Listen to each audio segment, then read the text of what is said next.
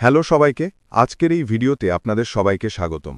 আজ আমরা দুটি তিনটি গুরুত্বপূর্ণ বিষয়ের ওপর আলোচনা করব। প্রথমত রেফারেল লিঙ্ক সম্পর্কে, দ্বিতীয় ইনভাইটেশন বা আমন্ত্রণ, তৃতীয় সার্কেল সম্পর্কে কথা বলবো। প্রথমে রেফারেল লিঙ্ক নিয়ে কথা বলি। রেফারেল লিঙ্ক সম্পর্কে আমি আশা করি আপনারা সবাই ভালোভাবে জানেন যে রেফারেল লিঙ্ক দেওয়া হয় সেটি ওই ব্যক্তির ইমেল ঠিকানার সঙ্গে কোড করা থাকে। অর্থাৎ যিনি আপনাকে রেফারেল লিঙ্কটি শেয়ার করেছেন তিনি সেই লিঙ্কের মালিক।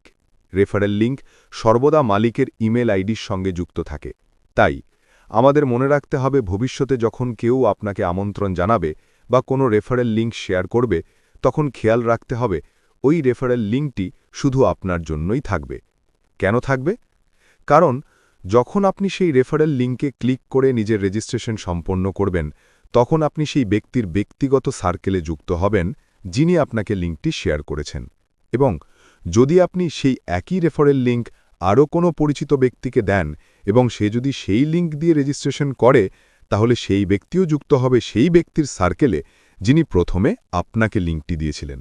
তাই বিষয়টি হল যখন কেউ আপনাকে আমন্ত্রণ জানাবে বা রেফারেল লিঙ্ক দেবে তখন শুধুমাত্র আপনাকেই সেই লিঙ্ক দিয়ে রেজিস্ট্রেশন করতে হবে, এতে আপনি তার সার্কেলে যুক্ত হবেন। আর আপনি যদি চান আপনার নিজের সার্কেলে কাউকে যুক্ত করতে, আপনার বন্ধু, আত্মীয় বা কোনো পরিচিত, তাহলে আপনাকে নিজের রেফারেল লিঙ্ক পাওয়া পর্যন্ত অপেক্ষা করতে হবে। যখন আপনার রেজিস্ট্রেশন সম্পন্ন হয়ে যাবে এবং আপনার রেফারেল লিঙ্ক সক্রিয় হবে তখন আপনি সেই লিঙ্ক অন্যদের সঙ্গে শেয়ার করতে পারবেন। যারা আপনার লিঙ্ক দিয়ে রেজিস্ট্রেশন করবে তারা আপনার সার্কেলে যুক্ত হবে। আশা করি বিষয়টি সবাই ভালোভাবে বুঝতে পেরেছেন। এখন দ্বিতীয় পয়েন্টে আসি, ইনভাইটেশন বা আমন্ত্রণ। মানুষ কেবলমাত্র আমন্ত্রণের মাধ্যমেই যোগ দিতে পারে, অর্থাৎ যিনি ইতিমধ্যে ভেতরে বা রেজিস্টার্ড আছেন তার আমন্ত্রণ ছাড়া কেউ যোগ দিতে পারবে না। অনেকের প্রশ্ন এসেছে যে রেজিস্ট্রেশনের লিঙ্ক কি ওয়েবসাইটে আসবে নাকি আমাদের ইমেলে আসবে। এই প্রশ্নের উত্তর বোঝার জন্য আগে দেওয়া তথ্যটি মনে করি। যখন অ্যাপ্লিকেশন ফর্ম জমা দেওয়া হয়েছিল তখন বলা হয়েছিল যে টিম সেই আবেদনগুলো যাচাই করছে এবং একটি রিপোর্ট তৈরি করছে। রিপোর্টে জানানো হয়েছিল যারা আবেদন করেছিল তাদের মধ্যে মাত্র ৬০ জনকে প্রায়োরিটি প্লেসমেন্ট বা প্রথম ধাপের জন্য নিশ্চিত করা হয়েছিল। এই ৬০ জনকেই তাদের ইমেল ঠিকানায় ইউনিক রেজিস্ট্রেশন লিঙ্ক পাঠানো হয়েছিল। এই প্রক্রিয়া ইতিমধ্যেই সম্পন্ন হয়েছে। এরপর বলা হয়েছিল প্রায়োরিটি প্লেসমেন্টের পর দ্বিতীয় ধাপ শুরু হবে এবং দ্বিতীয় ধাপের আমন্ত্রণ দেবে তারাই যারা ইতিমধ্যে প্রথম ধাপের অংশ হয়ে গেছেন। অর্থাৎ এখন আর কেউ সরাসরি ওয়েবসাইটে বা ইমেলে রেজিস্ট্রেশন লিঙ্ক পাবে না। এখন লিঙ্ক পাওয়া যাবে কেবলমাত্র কোনো এমন ব্যক্তির কাছ থেকে যিনি ইতিমধ্যে প্ল্যাটফর্মে রেজিস্টার করেছেন। এখন প্রশ্ন হল, আপনি কিভাবে জানবেন আপনাকে কে আমন্ত্রণ জানাবে? কার লিঙ্ক দিয়ে আপনি রেজিস্ট্রেশন করবেন? এর উত্তর হল আপনাকে আগে জানতে হবে আপনি কার সার্কেলে যোগ দিতে চান, কার সার্কেলটি আপনার জন্য উপযুক্ত, কার সঙ্গে আপনি কাজ করতে চান এটাই আগে নির্ধারণ করতে হবে।